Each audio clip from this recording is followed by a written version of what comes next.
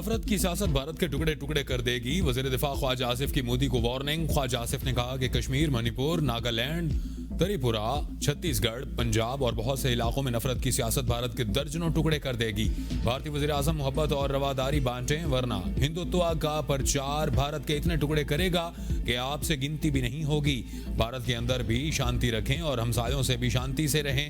दहशतगर्दी Canada, America और हमसायों को एक्सपोर्ट ना करें, अपनी औकात में रहें। बीबीसी से इंटरव्यू में कहा कि उम्मीद है कि पाकिस्तान और इंडिया के दरमियान सूरत हाल इश्तियाल अंगेजी की जानिब नहीं जाएगी, ताहम इसका इम्कान मौजूद है और हम किसी भी सूरत हाल से निपटने के लिए पहले से तैयार हैं। भारत यकतरफा तौर पर सिंताज मुआहदे को खत्म नहीं कर सकता। हम वर्ल्ड बैंक में जाएंगे।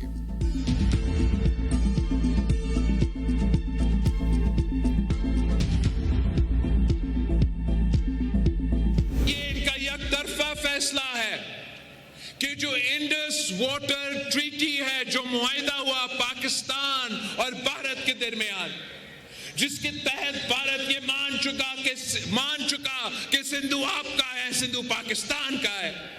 भारत को कहना चाहूंगा कि सिंधु हमारा है और सिंधु हमारा रहेगा। या इस दरिया से हमारा पानी बहेगा या उनका खून बहेगा।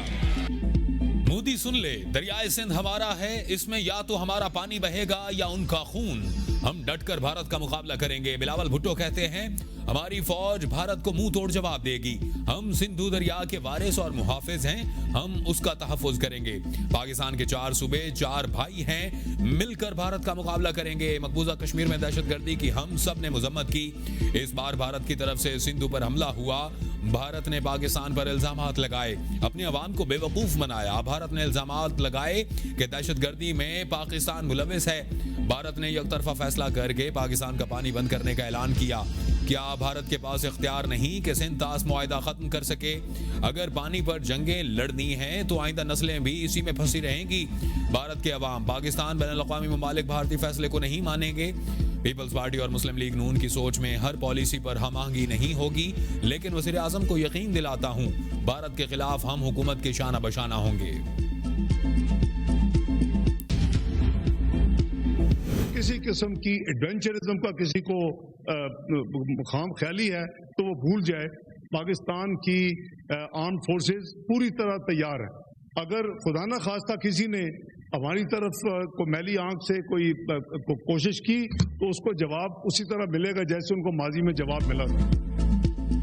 कौमी क़यादत हिंदुस्तान के खिलाफ यकजुबान, भारतीय इल्जामात मुस्तरद, मुहिम जोई का मुंह तोड़ जवाब दिया जाएगा। सेनेट में भारत के खिलाफ करारदाद मंजूर। पाकिस्तान हर किस्म की दहशतगर्दी की मजम्मत करता है। पाकिस्तान समेत दुनिया भर में भारतीय दहशतगर्दी का एहतसाब किया जाए। भारतीय हुकूमत बदनीयती पर मबनी मुहिम चला रही है। करारदाद का मतन। नायब वज़ीर आज़म इसहाक डार का सेनेट में इज़हार ख्याल कहते हैं कि पाक फौज तैयार, हम एटमिक कुव्वत हैं। अगर किसी ने मैली आंख से देखा तो वैसा ही जवाब मिलेगा जैसा माजी में मिला। आइंदा जंगे शायद पानी के मसले पर हों, कोई मुहिम जोई की गई तो अब पहले से भी तगड़ा जवाब मिलेगा। पहलगाम में सयाहों पर हमले की मजम्मत करते हैं, लेकिन भारत ने बगैर किसी ठोस सबूत के मामूल के मुताबिक पाकिस्तान पर इल्जाम लगाया।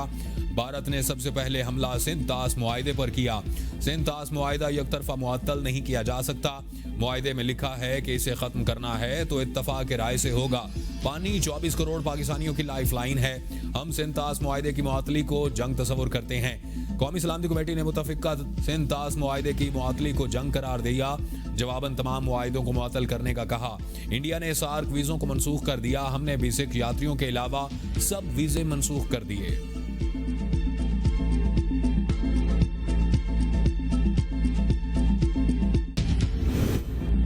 पाकिस्तान की सलामती पर कोई समझौता नहीं किया जाएगा। भारत ने बगैर किसी सबूत के पाकिस्तान पर इल्जाम लगा दिया। शिबली फराज का सेनेट में इज़हार ख्याल कहा, भारत हमेशा ताक में रहा कि पाकिस्तान को कैसे नुकसान पहुंचाया जाए।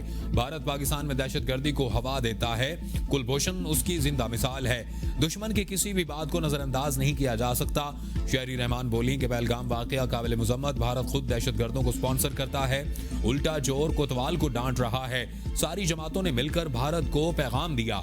पाकिस्तान पर भारतीय इल्जामात अफसोसनाक हैं। भारत मकबूजा कश्मीर में नस्ल कुशी के मंसूबे पर अमल पैरा है।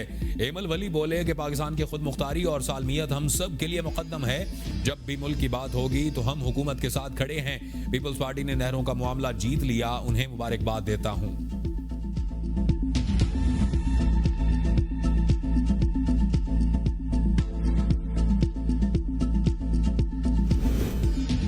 भारत का जंगी जुनून और बुखलाहट अपने ही शहरियों पर बम बरसा दिए। मारूफ अमरीकी सोशल मीडिया एक्टिविस्ट जैक्सन मेंकल का भारतीय फजाइया पर शदीद तनकीद का इजहार।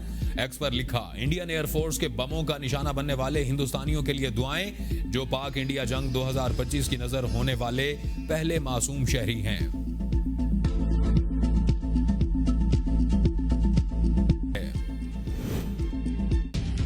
पहलगाम फॉल्स फ्लैग वाकये की एफआईआर ने मोदी हुकूमत का झूठ बेनकाब कर दिया, हमले को मशकूक बना दिया। एफआईआर के मुताबिक पहलगाम हमला 1:50 पर 2:20 तक जारी रहा। हैरानकुन तौर पर सिर्फ 10 मिनट बाद 2:30 पर एफआईआर दर्ज हो जाती है, जो पहले से बने मंसूबे का इशारा देती है। भारत ने हमलावर की शनाख्त से मुतालिक मालूमात की फराहमी या गिरफ्तारी में मदद देने पर 20 लाख रुपए इनाम का ऐलान कर दिया। हमलावरों की शनाख्त के बगैर ही फौरी तौर पर पाकिस्तान के खिलाफ इल्जाम तराशी पर दिफाई माहिरीन की भारत पर शदीद तनकीद। कहते हैं भारत ने बगैर किसी सबूत या शवाहिद जनूबी एशिया को जोहरी जंग के दहाने पर ला खड़ा कर दिया। भारत के जाली मुकाबले जम्मू जेल में गैर कानूनी हिरासत में रखे 3 पाकिस्तानियों को जेल से गायब कर दिया गया। जाली मुकाबले में मारे जाने का खदशा, जेर हिरासत पाकिस्तानियों को किसी मजमूम कार्रवाई में इस्तेमाल किया जा सकता है। भारतीय फौज और पुलिस पहले भी जाली मुकाबलों की वजह से बदनाम है।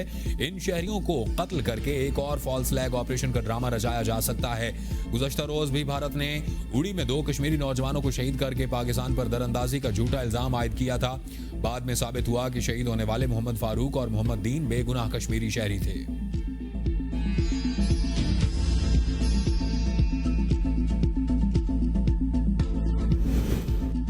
नायब वज़ीर आज़म इसहाक डार को सऊदी हम मनसब का टेलीफोन। दफ्तर खारजा के मुताबिक नायब वज़ीर आज़म ने भारतीय इक़दामात पर कौमी सलामती कमेटी के फैसलों से आगाह किया। नायब वज़ीर आज़म ने भारत के बेबुनियाद इल्ज़ामात को मुस्तरद कर दिया। नायब वज़ीर आज़म ने भारत को मज़ीद इश्तिआल अंगेज़ी से बाज रहने का इंतबाह दिया। नायब वज़ीर आज़म इसहाक डार ने कहा कि किसी भी जारियत का भरपूर जवाब दिया जाएगा।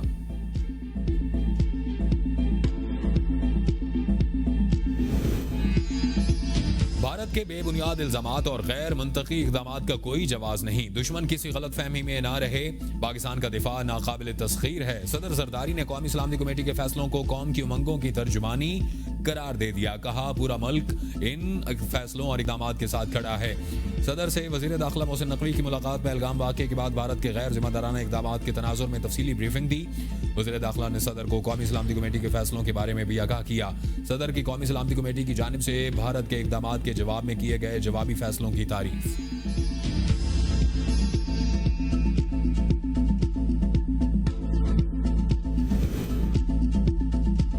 नरेंद्र मोदी का किरदार सबके सामने। पाकिस्तान में भारत को जवाब देने की भरपूर सलाहियत है। मौलाना फजलुर रहमान की ABN के प्रोग्राम सवाल से आगे में गुफ्तगू। कहा पहलगाम वाक़े ने भारत की अपोजिशन को मशकूक बना दिया। भारत ने 5 मिनट के अंदर पाकिस्तान को कसूरवार ठहरा दिया। भारत के जारहाना तर्ज अमल का पूरी कौम मुंह तोड़ जवाब देगी। कौमी सलामती कमेटी के फैसलों से कौम का मोराल बुलंद हुआ है। वतन के दिफा के लिए पूरी कौम एक सफ में खड़ी है और भारत अपने नाकाम सिक्योरिटी का मलबा पाकिस्तान पर डाल रहा है।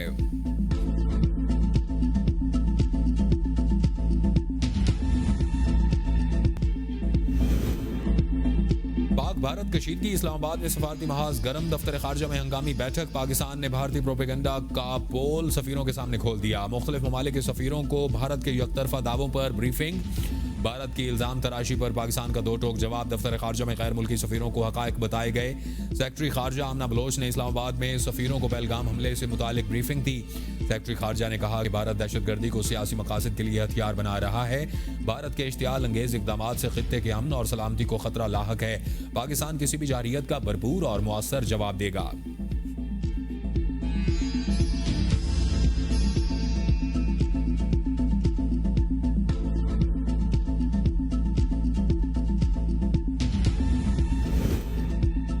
भारत की गिगड़ भपियों को कुछ नहीं होने वाला और सिंध तास मुआहदे में क्लियर लिखा हुआ है कि इसमें तरमीम भी नहीं हो सकती। वज़ीर आला सिंध मुराद अली शाह की न्यूज़ कॉन्फ्रेंस। कहा भारत ने अगर कुछ गलत फैसला किया तो हम ऐसा जवाब देंगे कि आप याद रखेंगे। पहलगाम वाक़े पर भारतीय प्रोपेगेंडे का भरपूर जवाब देंगे। दुश्मन समझ ले हम उनका झूठ नाकाम करना जानते हैं। पाकिस्तान के अवाम और हुकूमत अपनी अफवाज के साथ शाना बशाना खड़े हैं।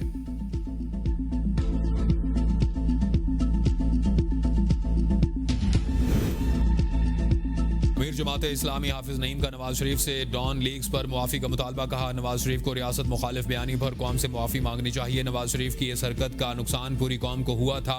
कुछ लोगों को कभी मरोड़ उठता है और वो दो कौमी नजरिए पर तनकीद करते हैं। इस मौका पर कोई तल्ख बात नहीं करना चाहता, ताहम दो कौमी नजरिया हकीकी है और किसी को सियासी मफाद के लिए कौमी यकजहती के मामलात पर तनकीद की इजाज़त नहीं। गजा में इसराइल नस्लकुशी के खिलाफ हमास की अपील पर आज पूरे मुल्क में हड़ताल हो गई, जिस पर तमाम ताजर तंजीमें मुतहद। कहा था, अदम एतमाद ना लाओ, हमें हुकूमत से बंदे खरीदने पड़ेंगे। मौलाना फजल रहमान कहते हैं कि मुस्लिम लीग नून और पीपल पार्टी अदम एतमाद पर मान गए। अदम एतमाद के बाद मेरा मौक़िफ़ था फौरी इलेक्शन कराओ। मेरा मशवरा ना मानने का नुकसान हुआ, इसीलिए दोबारा धांधली के जरिए हुकूमत बनाई गई। डमी इलेक्शन कमिश्नर बिठाकर मुल्क में आम इंतखाबात कराए गए।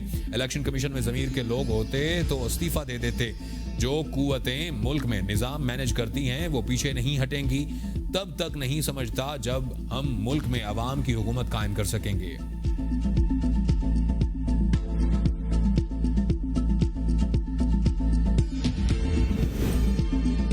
मुल्तान में नून लीग का कन्वेंशन। वज़ीर ममलिकत अब्दुर्रहमान कांजो कहते हैं कि मुस्लिम लीग नून ने सियासत नहीं रियासत बचाई है।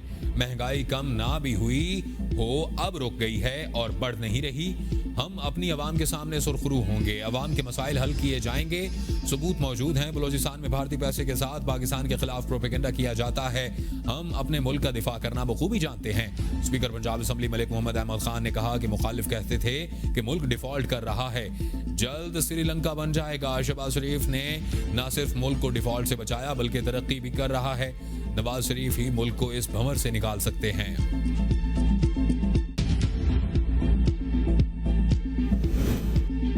दरियाई सिंध से नहरें निकालने का मामला। मुश्तरका मुफादात कौंसिल का इजलास 2 मई को तलब। यह मुश्तरका मुफादात कौंसिल का 52वां इजलास होगा। मुश्तरका मुफादात कौंसिल सेक्रेटरीट ने इजलास की तलबी का नोटिफिकेशन जारी कर दिया। वज़ीर आज़म शहबाज शरीफ इजलास की सदारत करेंगे। इजलास में वफाकी वज़रा और 24 हुक्काम को खुसूसी दावत पर बुलाया गया।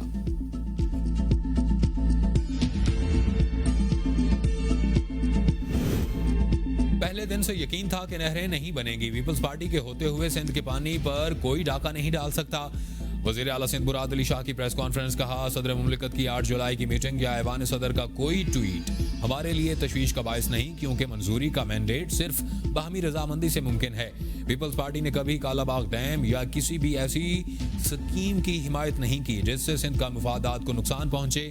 शहीद जुल्फ़िकार अली भुट्टो का मौक़िफ़ भी हमेशा कश्मीर और सिंध के हक में रहा है।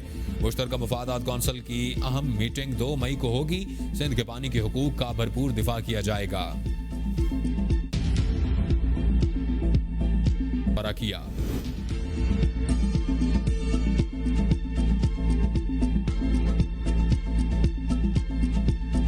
बानी पीटीआई का चीफ जस्टिस सुप्रीम कोर्ट को खुद। बानी पीटीआई का खत सलमान अकरम राजा ने चीफ जस्टिस के चैम्बर में पहुंचाया। खत में चीफ जस्टिस याहिया अफरीदी और कायम मकाम चीफ जस्टिस मंसूर शाह के नाम में लिखा गया है। खत में बानी पीटीआई के मुकदमात का जिक्र। खत में 26 नवंबर और पार्लियामेंट से अरकान की गिरफ्तारी का भी हवाला। खत में कहा गया कि कौम को जमहूरियत पर यकीन दिलाने की जरूरत है। चेयरमैन तहरीक इंसाफ बैरिस्टर गौहर कहते हैं कि चीफ जस्टिस के सामने तमाम गुजारिशात रखी। अलीमा खान ने तफसीलात से बात की। फैमिली की तवील अरसे से मुलाकात नहीं हो रही, ये एक बड़ा कंसर्न है।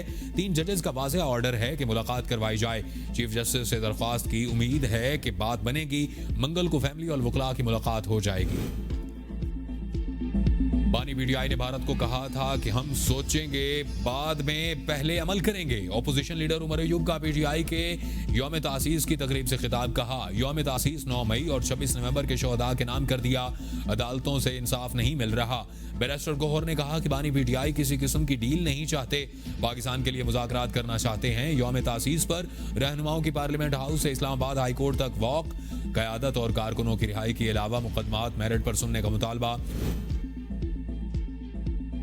तोशाखाना 2 केस में बानी पीटीआई और बुशरा बीबी की बरीयत की दरख्वास्तें जल्द समाअत के लिए मुकर्रर करने की दरख्वास्त मंजूर। वकील के तारीख मांगने पर इस्लामाबाद हाई कोर्ट के जस्टिस इनाम अमीन ने कहा कि मैंने ऑर्डर कर दिया है, ऑफिस केस समाअत के लिए मुकर्रर कर दे।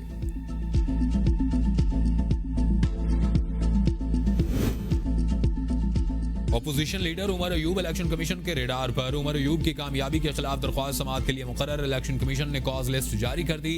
उमर अयूब के खिलाफ केस की समाअत 30 अप्रैल को होगी। बाबर नवाज ने उमर अयूब के खिलाफ दरख्वास्त दायर कर रखी है।